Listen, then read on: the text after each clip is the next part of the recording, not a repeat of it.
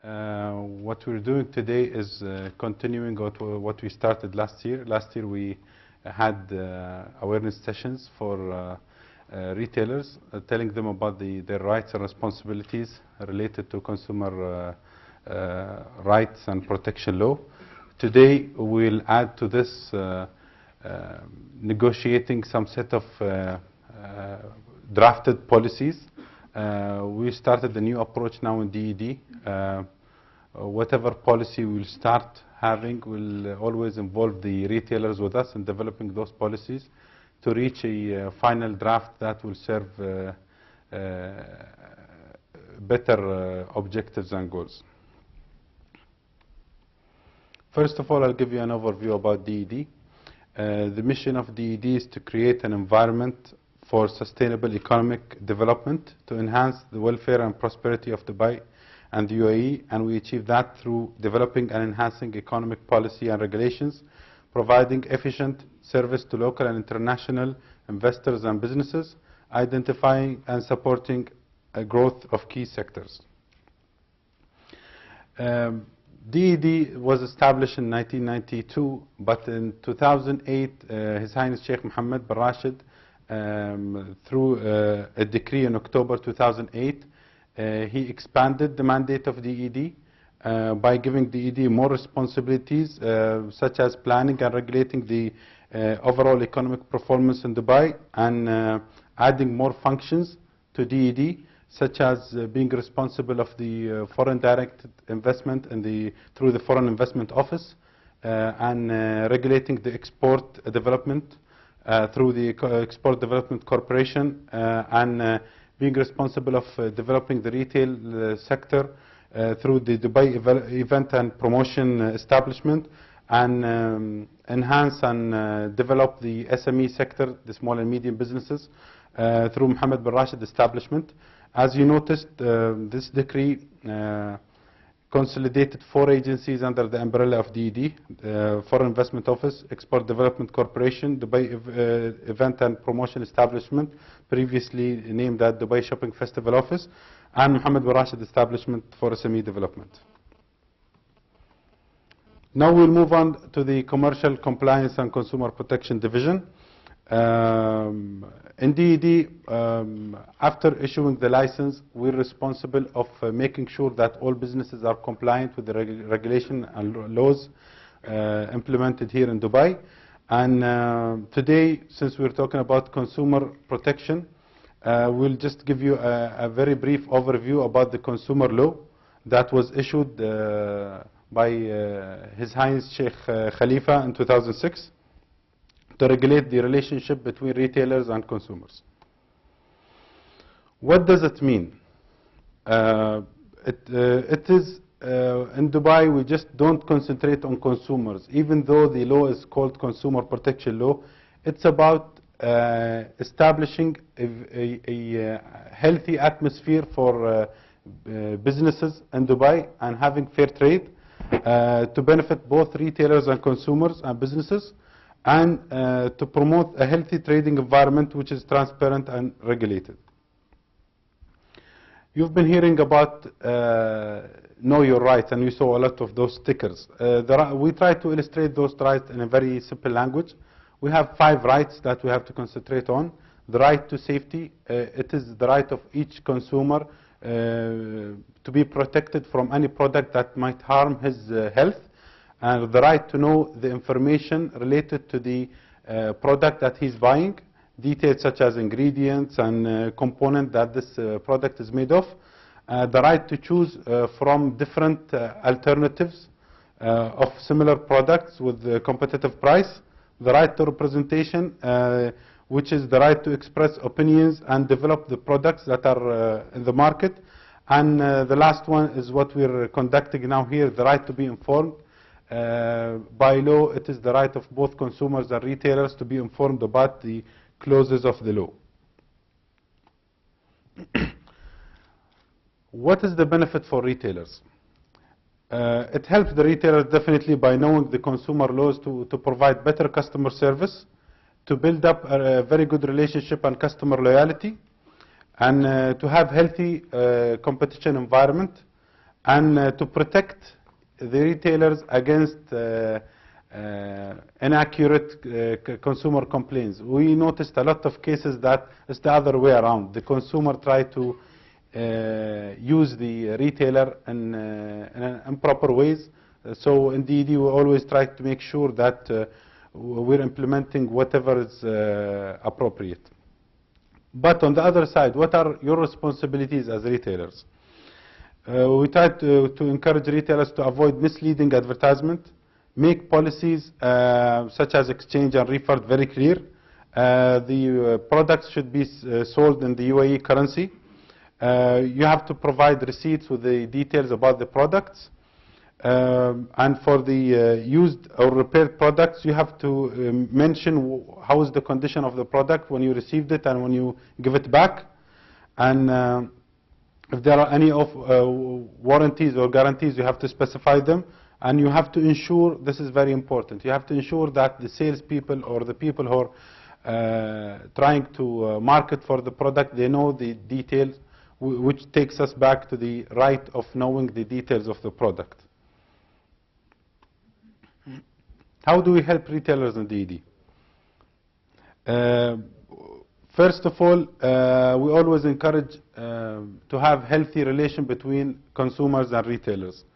Before registering any complaint, we always encourage retailers to and consumers to communicate with each other before taking the complaint to DED. If they fail to reach a conclusion or a solution that satisfy both parties, then the consumer can complain in DED, and then we'll handle the case.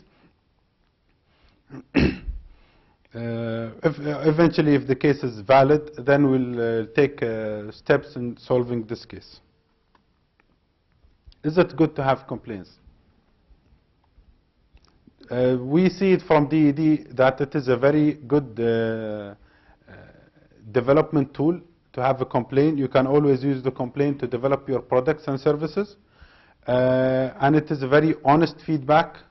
And it will even help you to get yourself assessed, as we say, for free, and to know exactly what you're doing compared to your competitors. But we have to always remember that when we handle the complaints, we have to be committed to the complaints. We have to be fair with the consumer who have complained. We have to take it in a positive way rather than negative. And we have to be accountable of what we're selling or providing as a service. I'll give you an overview of last year's campaign, and we'd like to take this opportunity to thank all of the malls that contributed with us. Those are some pictures from the malls that had a very positive contribution with us last year.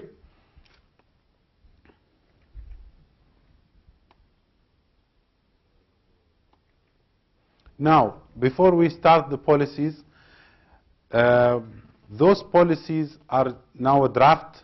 There will be an optional policies. Each retailer can have his own policy. Those policies will be used when the complaint will reach DED. So even if your policy contradicts with this policy, it's fine. It is an optional policy. But as soon as we receive this policy, then DED will always try to apply those policies to reach a resolution. So please, if you have any question about the policies, as soon as we get done, just try to record now your notes, and then we'll have a Q&A session with the panel, and we'll welcome all questions. First of all, we'll cover the warranty policy and the textile, garment, and fashion accessory trading. The warranty statement shall be clearly and comprehensively written in Arabic and any other foreign language, which is obviously English or any other languages. This is in case you have a warranty. So if you don't have a warranty, you don't have to mention it. But if you say that you have a warranty, it has to be documented. If garments and textile are warranted, the supplier should clarify the items covered by the warranty. This is very important. If you have a warranty, you have to specify what does the warranty covers, rather than leaving it just as writing it on a receipt that it's warranted. Then we'll take it as it's a full warranty. So you have to specify what is covered through the warranty. If the carpets are warranted, the supplier should clarify the items covered by the warranty. And the same applies for accessories. The supplier should clarify items covered by the warranty and the reason leading to the warranty expiry. We always hear sometimes that there is misuse of the product. We deal with more than 190 nationalities here in Dubai. And each nationality or culture, they understand misuse in a different way. So we always advise retailers to specify what are the causes that will lead an expiration of the warranty. Just mention them and mention what is the misuse based on your businesses. You shouldn't do the A, B, and C. Now we'll move on into the electric and electronic equipment, supplies, and devices. The same thing applies here. The warranty should be documented as the first step. And for the porcelainware, tableware, silverware, if they're warranted, the warranty should clarify what it's covering. The supplier should clarify the item covered by the warranty on the electric and electronic devices. The terms of the warranty on the electronic devices, equipment, furnaces, lighting, appliances, ventilators, ACs, and water heaters, furnitures, kitchen sets, phone, they should be applicable to the laws in the UAE.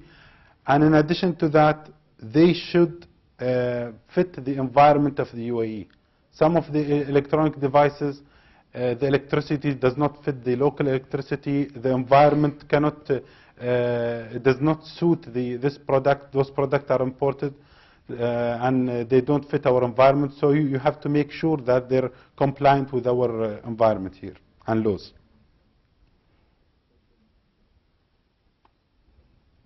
Now we'll move to the exchange policy. Eventually, a lot of retailers, they have their own exchange policy. We always encourage retailers to have their exchange policy and it should be visible for people. Those are some of the terms that we're trying to share with you now regarding the exchange policy in the textile and garment accessories. The supplier shall replace the defective and difficult to replace garments and textiles such as color fading, fabric shrinkage or tissue rupture if consumer adherence to instruction of use is noted.